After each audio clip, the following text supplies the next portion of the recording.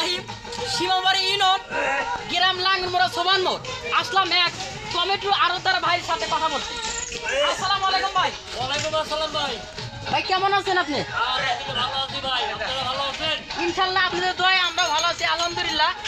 ভাই আপনাদের এই আড়তে বর্তমান টমেটো এখন কত করে কেজি চলতেছে?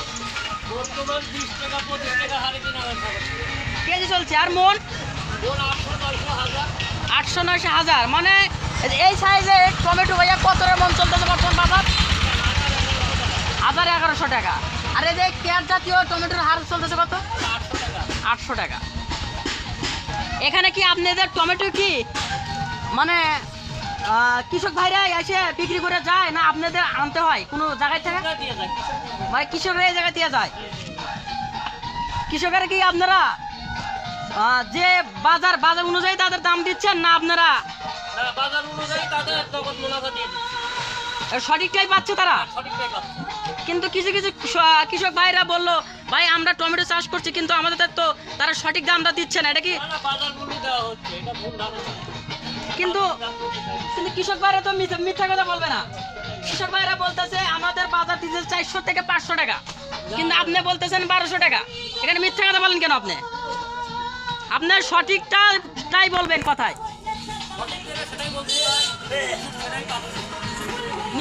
যদি ন্যায্য দাম দেন তাহলে আমাদের এই বাংলাদেশে ডিজিটাল বাংলাদেশে আরো হাজার হাজার কৃষক এই টমেটো চাষ করে এই বাংলাদেশকে ডিজিটাল হিসাবে গড়ে তুলবে যদি ন্যায্য দামটা তারা পায়। কিন্তু কৃষক ভাইরা তো ন্যায্য দামটা পায় না। কিছু অসৎ ব্যবসায়ী আছেন, তারা এই ধরনের কাজ করে। ভাই, আমাদের তারা কিন্তু এই কিছু কিছু অসাধু ব্যবসা যে করে এই ব্যাপারীগুলো কি আপনাকে ধরে দিতে পারবেন আমাদের? 100 বার ধরে দিতে পারবো, আপনারা যদি ওদের ধরে দিতে পারেন তাহলে আপনাদেরকে নগদ 5000 টাকা বকশিস দেওয়া ভাই। ঠিক আছে ভাই, আমরা চেষ্টা করবো। কিন্তু আপনারা যদি সুন্দরভাবে আরো চালাতে চান তাহলে কৃষক ভাইদের সাথে ভালো ব্যবহার করে ন্যায্য দাম দিয়ে আপনারা সুন্দরভাবে আরো চালিয়ে যাবেন, তাহলে দেখা যাবে এই সোবান মোড়ে অনেক দূর দূর থেকে পাইকার চলে আসবে।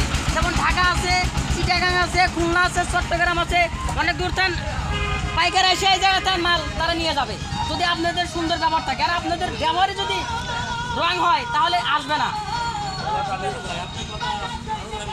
এই বলে আমার এখানেই সংক্ষিপ্ত বক্তব্য শেষ করছি।